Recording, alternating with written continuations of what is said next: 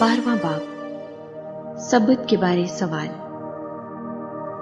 اس وقت یسوع سبت کے دن کھیتوں میں ہو کر گیا اور اس کے شاگردوں کو بھوک لگی اور وہ بالیں توڑ توڑ کر کھانے لگے۔ فریسیوں نے دیکھ کر اس سے کہا کہ دیکھ، تیرے شاگرد وہ کام کرتے ہیں جو سبت کے دن کرنا روا نہیں۔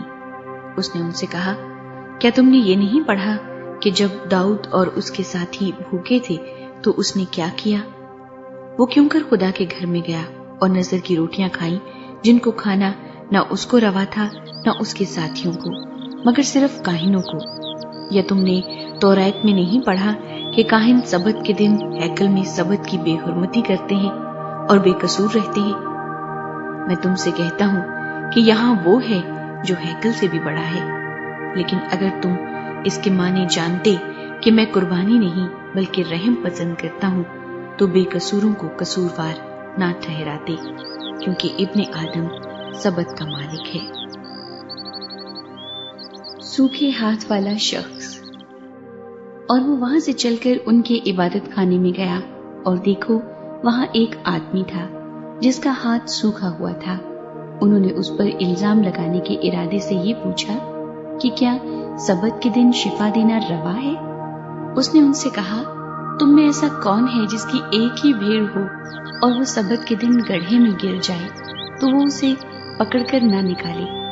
بس آدمی کی قدر تو بھیڑ سے بہت ہی زیادہ ہے، اس لیے سبت کے دن نیکی کرنا روا ہے۔ تب اس نے اس آدمی سے کہا کہ اپنا ہاتھ بڑھا۔ اس نے بڑھایا اور وہ دوسرے ہاتھ کی مانند درست ہو گیا۔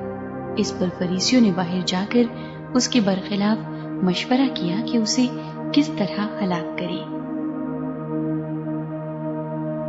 خدا کا چنا ہوا خادم۔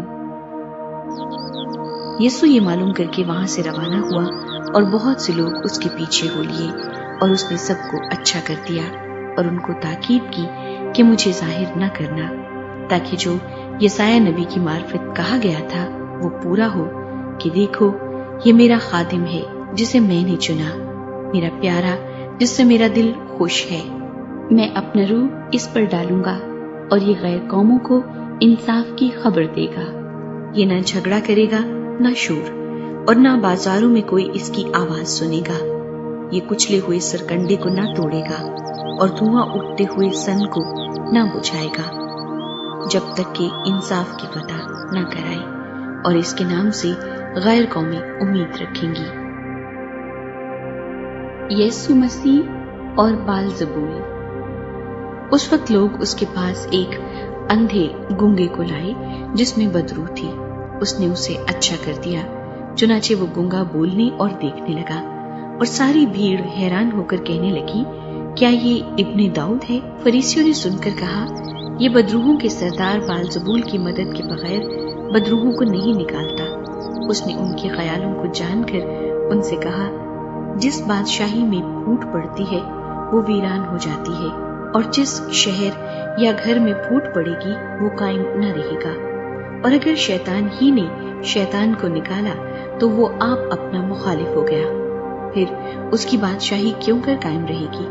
اور اگر میں بال-زبول کی مدد سے بدروحوں کو نکالتا ہوں تو تمہارے بیٹے کس کی مدد سے نکالتے ہیں؟ بس وہی تمہارے منصف ہوں گے۔ لیکن اگر میں خدا کی روح کی مدد سے بدروحوں کو نکالتا ہوں تو خدا کی بادشاہی تمہارے پاس آ پہنچی۔ یا کیوں کر کوئی آدمی کسی زور آور کے گھر میں گھس کر اس کا اسباب لوٹ سکتا ہے جب تک کہ پہلے اس زور آور کو نہ باندھ لے؟ پھر وہ اس کا گھر لوٹ لے گا۔ جو میرے ساتھ نہیں وہ میرے خلاف ہے، اور جو میرے ساتھ جمع نہیں کرتا وہ بکھیرتا ہے۔ اس لیے میں تم سے کہتا ہوں کہ آدمیوں کا ہر گناہ اور کفر تو معاف کیا جائے گا، مگر جو کفر روح کے حق میں ہو وہ معاف نہ کیا جائے گا۔ اور جو کوئی ابن آدم کے برخلاف کوئی بات کہے گا وہ تو اسے معاف کی جائے گی، مگر جو کوئی روح القدس کے برخلاف کوئی بات کہے گا وہ اسے معاف نہ کی جائے گی، نہ اس عالم میں نہ آنے والے میں۔ درخت اور اس کا پھل۔ یا تو درخت کو بھی اچھا کہو اور اس کے پھل کو بھی اچھا، یا درخت کو بھی برا کہو اور اس کے پھل کو بھی برا، کیونکہ درخت پھل ہی سے پہچانا جاتا ہے۔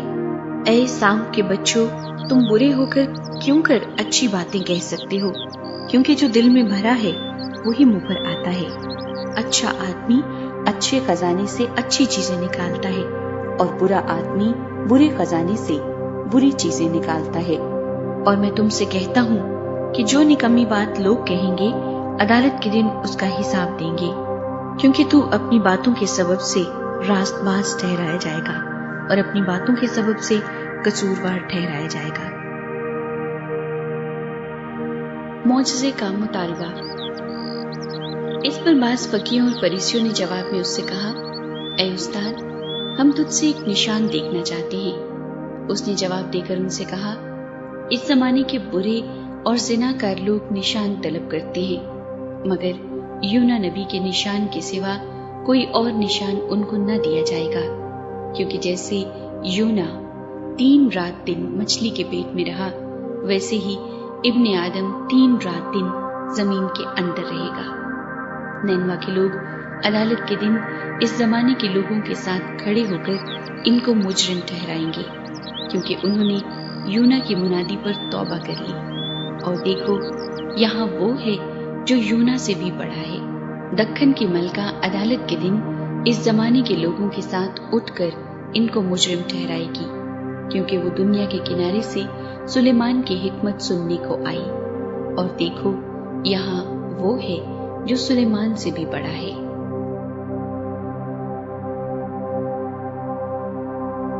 ناپاک روح کی واپسی۔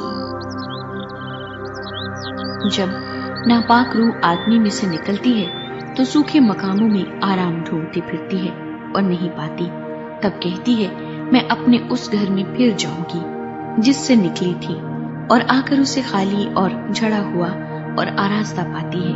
پھر جا کر اور 7 روحیں اپنے سے بری ہمراہ لے آتی ہے، اور وہ داخل ہو کر وہاں بستی ہے، اور اس آدمی کا پچھلا حال پہلے سے بھی بدتر ہو جاتا ہے۔ اس زمانے کے برے لوگوں کا حال بھی ایسا ہی ہوگا۔ یسوع مسیح کی ماں اور بھائی۔ جب وہ بھیڑ سے یہ کہہ رہا تھا، اس کی ماں اور بھائی باہر کھڑے تھے اور اس سے بات کرنا چاہتے تھے۔